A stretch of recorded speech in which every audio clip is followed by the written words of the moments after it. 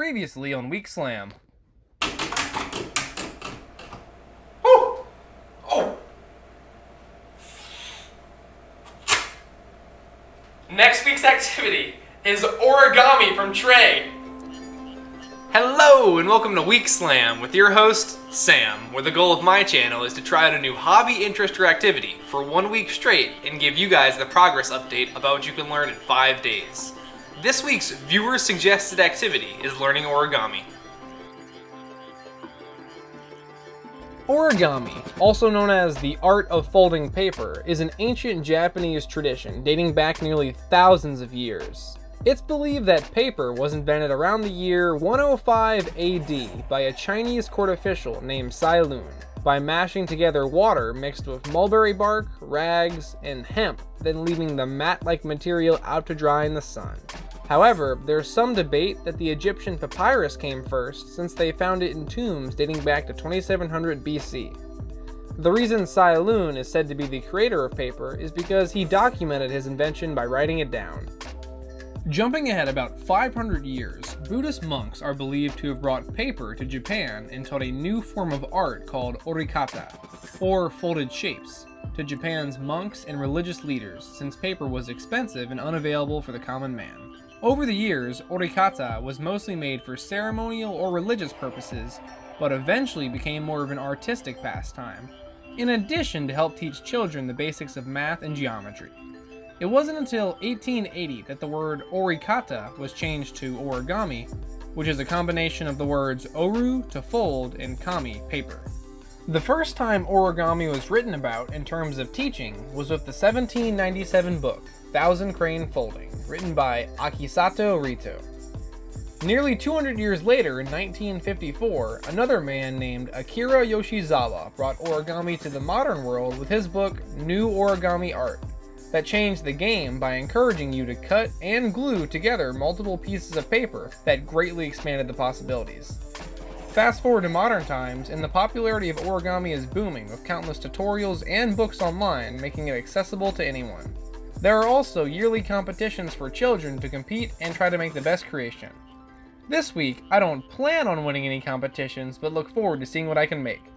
Before we even get started, I'm gonna straight up tell you, origami is hard. You're probably thinking, psh, folding paper, how tough can that be? Yeah, right.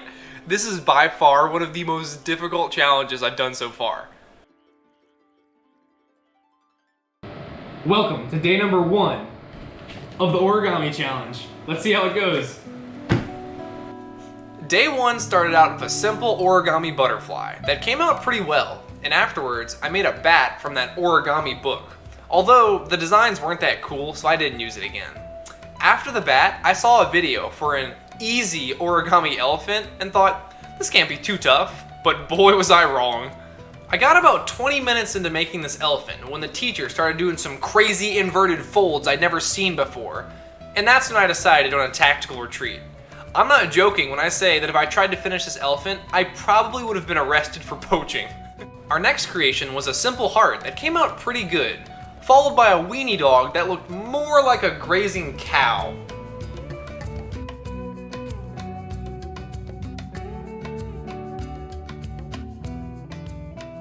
Good morning and welcome back to day number 2 of learning origami. Let's jump right in. Day 2 was a struggle.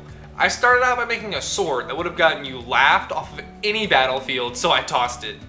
The next thing I made was a boat that supposedly floats on water, so we're gonna test that at the end.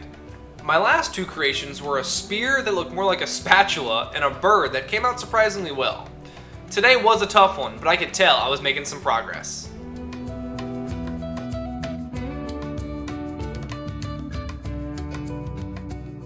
Hello, it is day number 3. We have restocked on paper, so let's do some origami. On the 3rd day, I decided to try learning origami from a different approach. The previous days, I just went online, found some videos to follow, and hoped for the best, but realized you have to think about it like any other activity you're trying to learn. What I mean is, to tell if I'm really making any progress, I'll have to pick one design and keep making it. So today, I went with the paper crane. By the end of the hour, I made 4 cranes, half of them on medium-sized sheets of paper and the other half on large. It might be personal preference, but I preferred using the smaller sheets because I could control the paper better. At the end of day 3, I could already tell this new training method was working a lot better since the cranes were improving.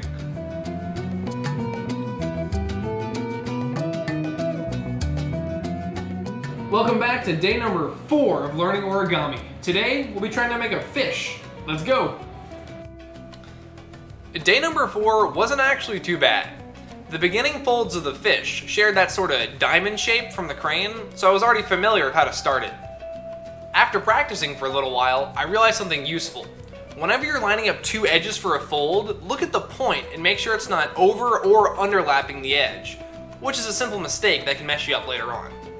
Once you confirm your point is in the right spot, slowly start to press out the rest of the fold.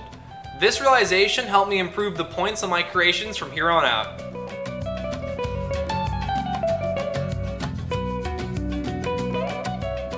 Welcome to the final day of learning origami. Today, I'll be trying to make a dinosaur. Let's see how it goes. The final day of learning origami was a huge success. While making the dinosaurs, I found out something really cool when you get to that same diamond shape as before. Instead of folding it normally and trying to force the diamond together, what you do is invert the diagonal folds, then flip it the other way for the horizontal ones, and the diamond will fall into shape automatically. Today we made 2 medium-sized dinos, 1 large dinosaur named Precious, and 1 baby dinosaur. That was surprisingly the easiest. However, it was my last creation of the day, so I might have already been familiar with the design. And that is it for a week of learning origami. Like I said in the beginning of the week, origami is tough, and I'd honestly give it a 4 out of 5 star difficulty rating, with the biggest challenge being able to keep your edges in line and the point sharp on all of your creations. The thing about origami is that, to me, it's more of an art form that develops with a ton of practice, and not really something you can get the hang of in a short amount of time. If you want to give origami a try, you're in luck, because it's by far one of the most inexpensive hobbies out there. A pack of folding paper may cost you around $6, and a guidebook may be about 10. I tried using a book, but didn't really care for the designs, so I just stuck with some YouTube videos. Check out the link below for my recommended origami paper, and tag Week Slam on any of our social media to share your origami creations. Now, the time has come. Let's strap one of our creations to that boat and see if it floats.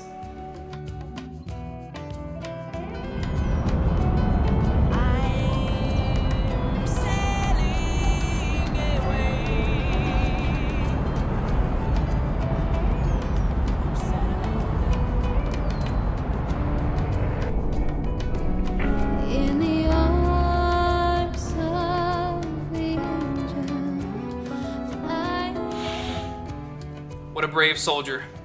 Rest in peace, Precious. Alright guys, that is it for episode 6 of Week Slam with your host, Sam. Don't forget to leave a comment below on what activity you want to see me try next. And if you enjoyed this episode, be sure to subscribe and share the video to help the channel grow. Thanks for watching and see you next week. But before you go, we're going to be spinning the viewer-suggested Wheel of Slams to find out next week's activity. Let's spin this wheel and see what's next.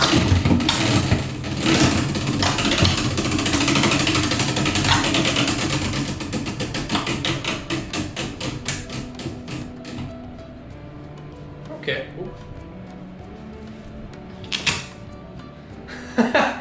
Next week's activity is